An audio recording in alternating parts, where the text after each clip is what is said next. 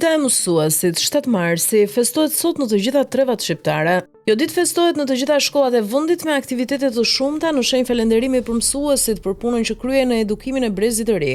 E cilësuar si ngjarje me rëndësi arsimore dhe kulturore, sot të gjithë kujtojnë edhe mësuesit e parë të shkronjave shqipe. Dita e mësuesit i kushtohet personelit edukues të shkollave dhe universiteteve dhe në këtë ditë të gjithë së bashku nderojmë traditat më të mira të shkollës kombëtare shqipe, si dhe të figurës së mësuesit. Mësuesit shqiptar në çdo kohë, në çdo krahin kanë qenë jo thjesht profesionistë të arsimit, por në radh të parë ishin patriotë dhe njerëz të emancipuar, human dhe artistë të fushave të ndryshme. Më 7 mars 1887 në Korçë u hap mësejtoria e parë shqipe.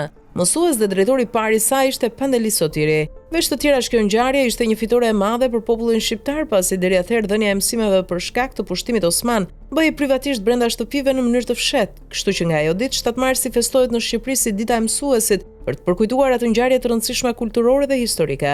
Mësejtoria e Korçës qëndroi e hapur për gati 20 vjet. Drejtues së saj ishin figura të njohura të rilindjes shqiptare, si Pandeli Sotiri, Petronini Luarasi, Nuçi Naçi, Thoma Avrami e të tjerë. Kontributi i madh që këta adhetare veprimtar të shquar dhanë për kombin, dëshmohet nga dëshira e zjarrt që ata kishin për të përhapur dije në popull.